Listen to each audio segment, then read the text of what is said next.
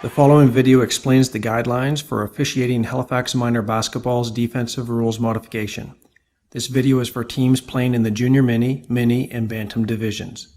To apply these guidelines, coaches, players, and officials must understand three basic concepts: the wall, the line of the ball, and one or two passes from the ball.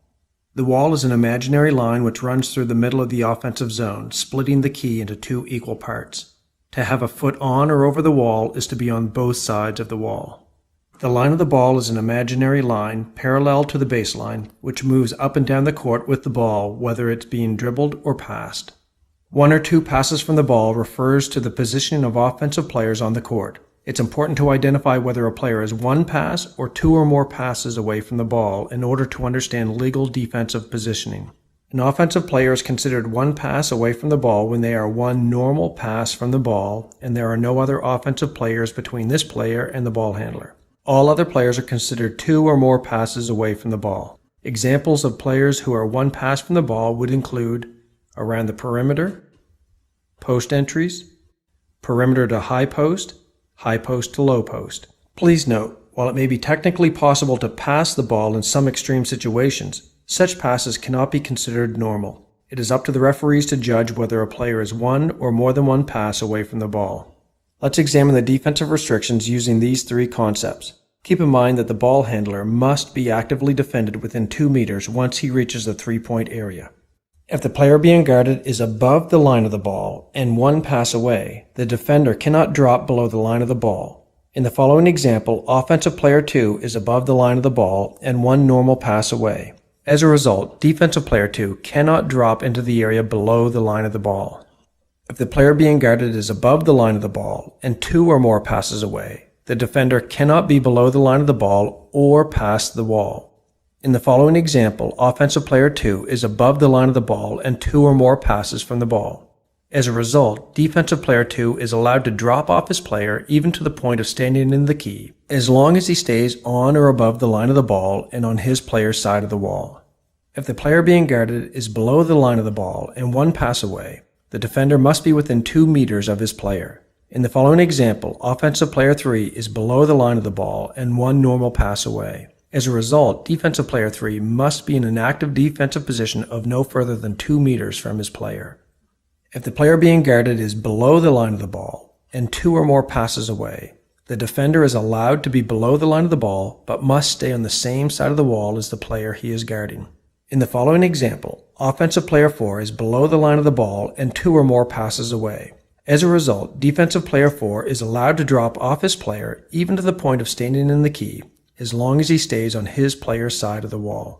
Keep in mind that the movement of the ball and offensive players will create an environment of constantly changing defensive requirements. In the following example, defensive player 3 is allowed to drop into the key on the right side of the wall because his player is below the line of the ball and two or more passes away. But when offensive player 3 moves to the top of the key, he is now above the line of the ball and one pass away. As a result, defensive player 3 must move to a position on or above the line of the ball. In this example, notice how the defense's positioning must change to maintain a legal position as the ball is passed around the perimeter by the offense. Be aware that legal defense can look like a zone when in fact it is simply a good application of these defensive guidelines.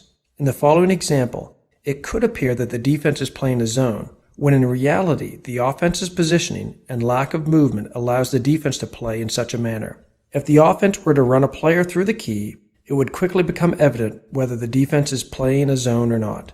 Coaches are reminded that every offensive player must be attempting to move to a scoring position.